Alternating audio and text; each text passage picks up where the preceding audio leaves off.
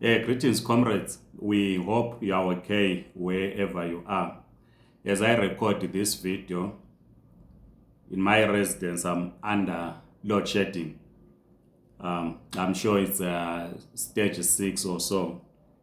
And I'm told that the CEO of Eskom will be addressing the media. By the time she does so, my gadgets might be off battery. So I will have to watch later when my TV and my gadgets are back.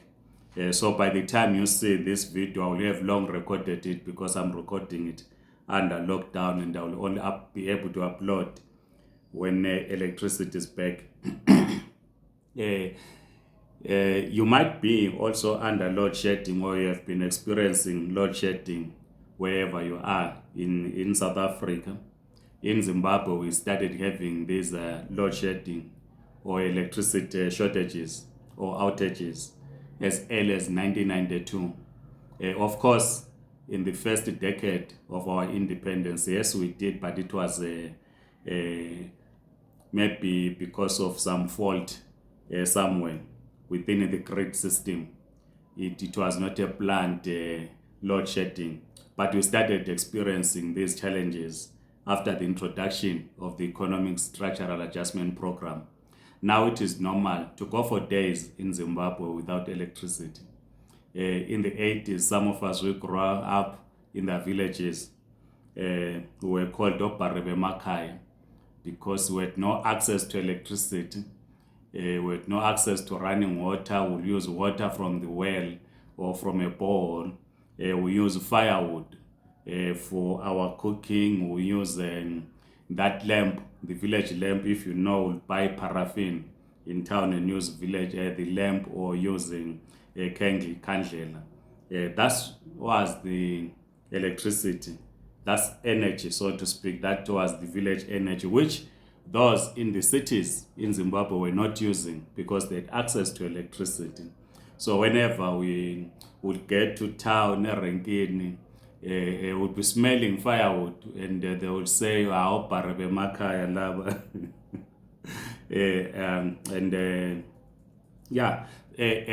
But the majority now in the cities in Zimbabwe are also now using the energy that we're using in the village.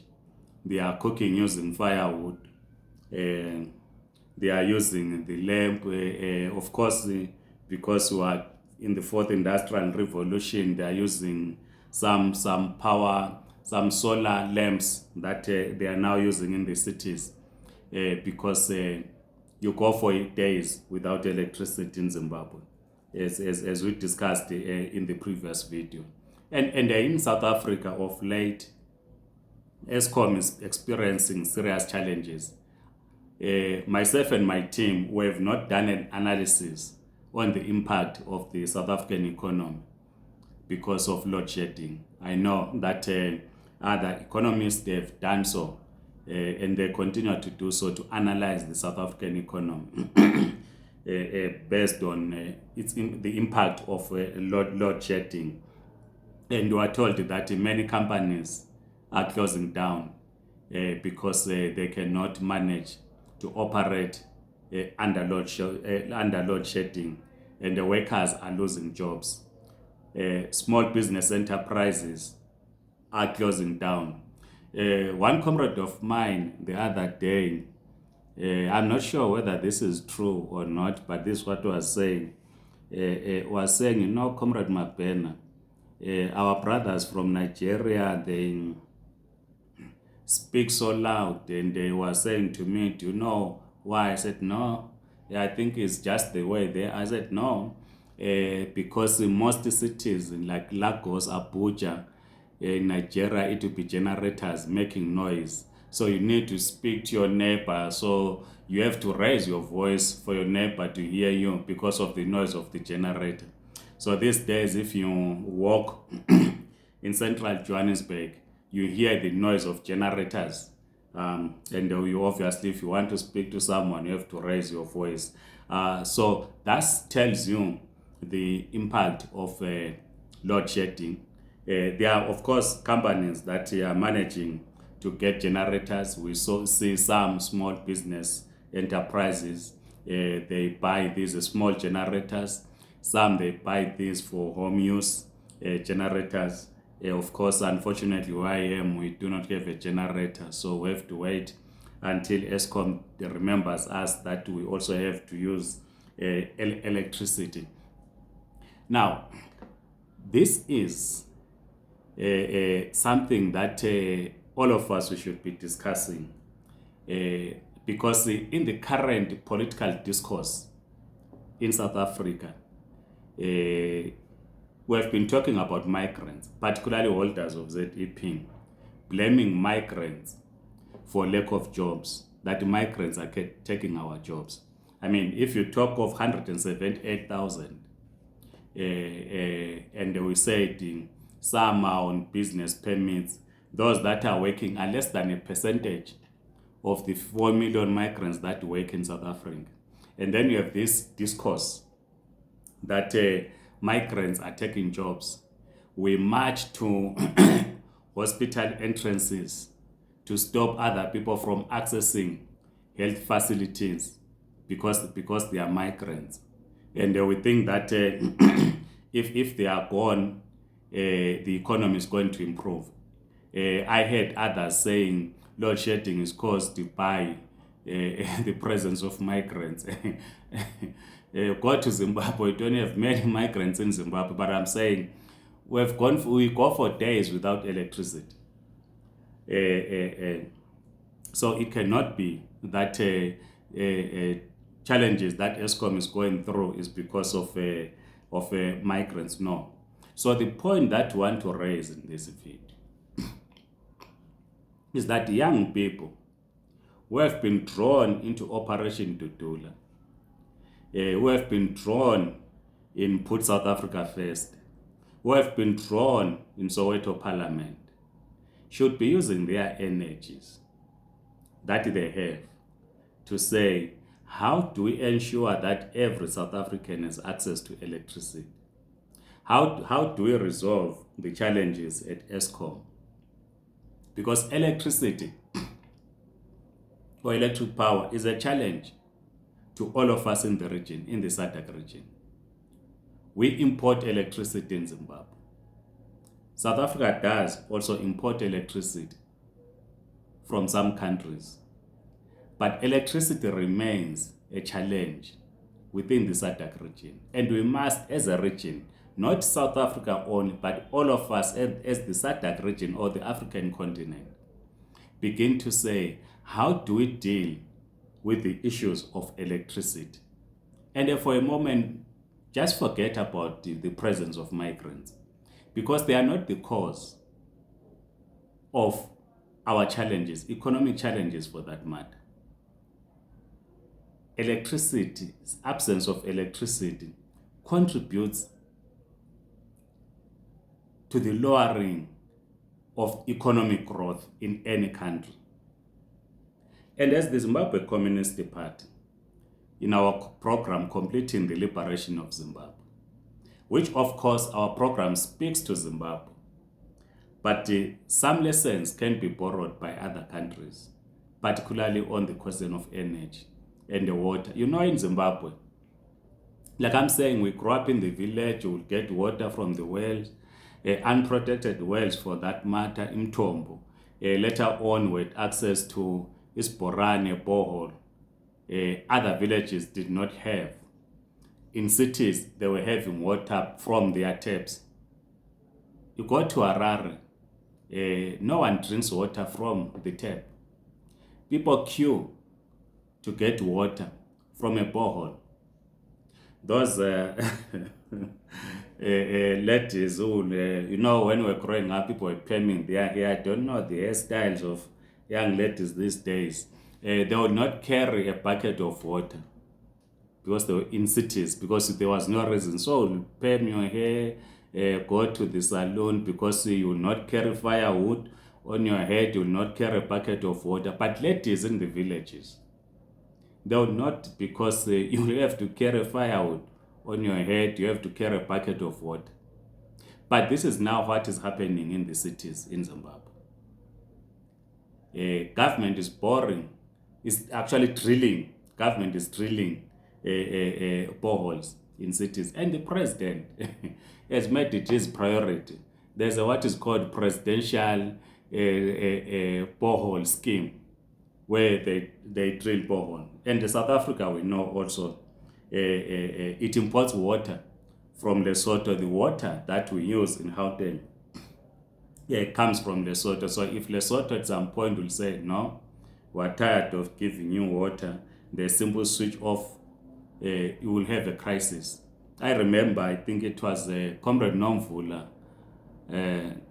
Mokwenyane and Gasquere, when they were ministers of water in their respective countries, there was a discussion of bringing water from Zambezi through Zimbabwe to South Africa. And they will know that Zimbabwe has been struggling to deliver Zambezi water into Bulawayo as early as 1912. So in our program as the Zimbabwe Communist Party, we then argue and say, under planning priorities, that the two most basic economic priorities needed for self-sufficiency and therefore form the base for national sovereignty are food and energy. Energy includes both electricity and fuel. If a country is going through these challenges, if you have challenges with food, in Zimbabwe, you know that will queue for food, basic food. You have crisis of energy, which we are now used to in Zimbabwe. It undermines, if you have a shortage of this, it undermines your sovereignty as a country. So the absence of electricity in South Africa, in Zimbabwe, and the rest of the region, it undermines our sovereignty as Africans, as members of the SADC region.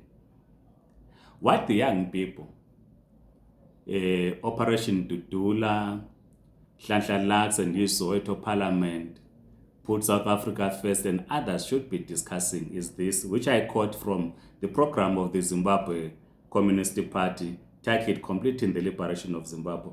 On electric power, we say, I quote, the current coal-fired power stations are performing far below capacity and need refurbishing.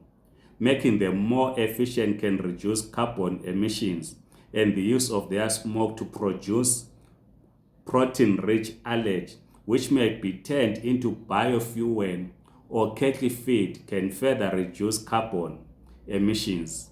This has been extensively done in Brazil. Close quote. So young people in Operation Dudula, Hlanhla Lux and his team, Soweto Parliament, and the rest of them, and of course the progressive forces, we need to be discussing the energy, how Brazil is managing its energy.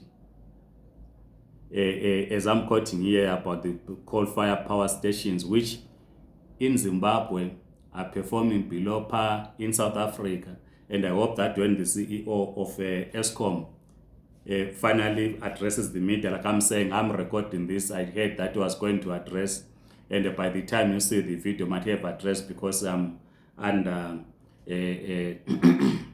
I'm under load shedding. These are the issues that young people in universities, in colleges, in communities should be discussing. Secondly, this is what we say in our program on electric power. I quote, a gas-fired power station must be built at Lupane using the sulfur untapped natural gas, the direct use of natural gas for domestic cooking and also for some industrial operations can significantly reduce the demand for electricity, close quote. How many households, even in South Africa, use natural gas for their energy? If that power station, a gas-fired power station is built in Lupane, will South Africa not import that gas from Lupane? And what will it mean to the Zimbabwean economy if we are supplying South Africa with gas? And how many homes currently in South Africa are using gas? These are the issues that we should be discussing. Not this thing of chasing old women selling tomatoes at the Barra tax rank to say they are taking our space, when we know that the people that register with the economic department for those stalls are South Africans using their IDs, and they rent out to migrants. Then Operation Dudula and others, they will come and chase them away to say you are taking our jobs. But we need to be discussing these issues, because lack of energy undermines a country's sovereignty, as we argue in the program of the Zimbabwe Communist Party. And they will say, I quote, the building of waste-fired power stations as used in Sweden and Austria can not only dispose of domestic waste, but can provide electric power with a lower rate of carbon emissions than coal. Such power stations should be built in Harare and Bulawayo, and the possibility of clearing existing waste dams investigated, close quote. Such power stations, I add, can be built in Soweto. Have the Soweto Parliament also discussed the use of the building of the waste-fired power stations? Have we done a proper study on Sweden and Austria on how it uses these waste-fired power stations to supply electricity to communities? These are the discussions that that young people in South Africa, in Zimbabwe, in the region should be having. We should not be saying the case of Zimbabwe, be saying, Mabena is a Mundebere uyu.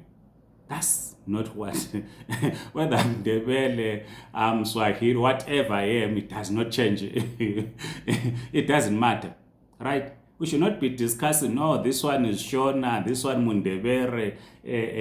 That's not the discussion. We should not be saying, no, this one is Zimbabwean, is a migrant. That's not should be the discussion. The discussion is, how can we ensure, as Chris Hani said, that socialism is not about big concepts. Socialism is about ensuring that people have access to food, they eat, they buy clothes, they have access to clothing, access to water, access to electricity, which I'm saying, I'm recording this on load shedding. People should have access to electricity, access to water, access to housing, access to health facilities. When our kids are ill, we should be able to take them to clinics, to hospital. When we are ill, we should also have access to health facilities. That's socialism. And Chris Hani taught us that it is not about big concepts. So young people, instead of sitting in corners strategizing on how we are going to attack foreigners in Hillbrow or in Tembisa or in Deep Sloot or elsewhere, should be saying, look, wait a moment. Sweden and Austria, they are using waste-fired power stations. Why don't we run this in South Africa as well? In Zimbabwe and the rest of the SADC region. These are the ideas that we'll be sharing. As I said, as I conclude, that energy crisis undermines the sovereignty of a nation. And this discourse around migrants to say they are taking our jobs. Then in our party conferences, in our congresses, we pay more attention. The conference or congress is dominated by discussing the presence of migrants in a particular country. But we are not discussing the core issues, the issues of energy, and how we can use alternative energy to the current one that Eskom is supplying to us. which is now failing to supply because we are going through these challenges. Please share your views. Want to hear your views, but let me conclude by this, which I think is also important. I quote, solar power needs to be massively increased, with the factories producing both the solar water heating and the solar electric panels. In the rural areas, these can be used in conjunction with establishment of wood lots and the use of wood burning stoves to reduce deforestation and the amount of time spent by women on the collection of firewood. Street lighting and traffic lights should be solar powered throughout Zimbabwe, I put brackets South Africa, thus reducing the need for men's electricity supply. Solar power should be seen as the main form of electricity generation in the future, close quote. We have a good weather in this part of the world. We are not like Europe where it's always snow, raining. We have access to the sun. In Zimbabwe, and I've seen in South Africa, some are now using solar panels for their home use. And this is what should be dominating our discussion. Young people that want to get to business. Instead of chasing women, old women for that matter, selling veggies, tomatoes, and so on in some test rank, why not talk about providing solar power to our communities? Because this is the alternative, green energy. This is the alternative to the energy crisis. You can use a solar geyser. You will not need yourself to be paying bills because you're using geyser. Some, because of this energy crisis, have switched off their geysers. You are now using a stove to boil your water for bathing. But you can use solar geyser. You can use solar energy. We can build solar power stations for Soweto, for that matter, for Alexandra, for Bulawayo, for Harare, for Lilongwe, for Kinshasa. This is what young people in SADC should be discussing. Not to say, no, this one is a migrant, they are taking our jobs. No. Let's be innovative. Let our young people be innovative and begin to say, we want to build in Soweto, in Khayelitsha, a solar power station in Zimbabwe. Some tsotsi guy, because Zimbabwe corrupt government, was given money to build a solar power station in Uganda, and it was expected that it was going to support all of us with solar energy. The guy just ate the money. And I saw last week some news article saying, no, give me another chance.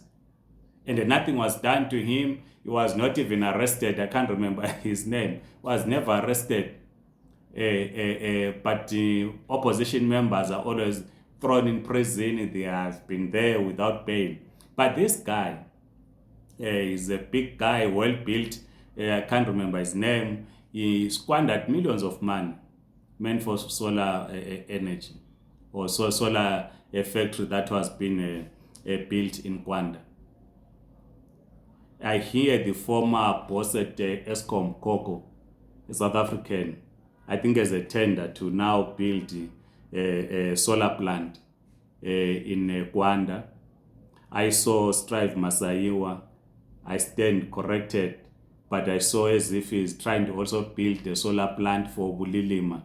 That is Matwen South District Province, Bulilima District, to power rural communities. These are the issues that should be dominating our political and economic discourse.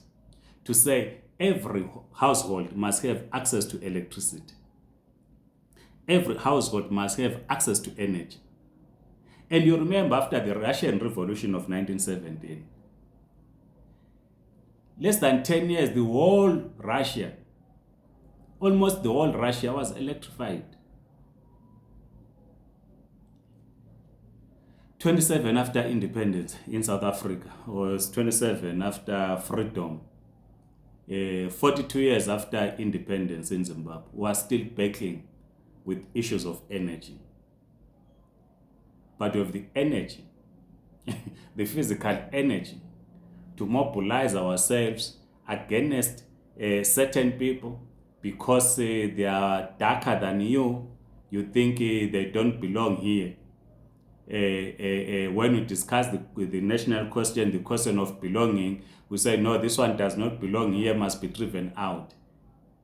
Please share with us your views.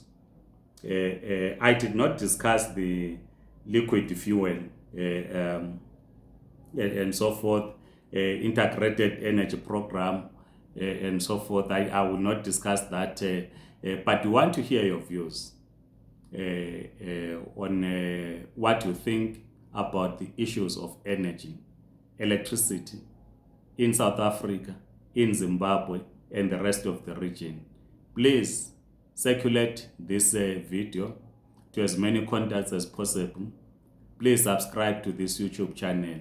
And I hope that communists in our study group, members of the Young Communist League of Zimbabwe, Young Communist League of South Africa, will lead this discussion on the energy crisis, because our slogan, as you remember, communist caters to the front. We should not, as communists, allow reactionary forces to lead any debate in society. When we say communist caters to the front, we are saying we must take charge of the debate in our society and lead it. We should not allow reactionaries to lead the debate. Otherwise, amandla comrades.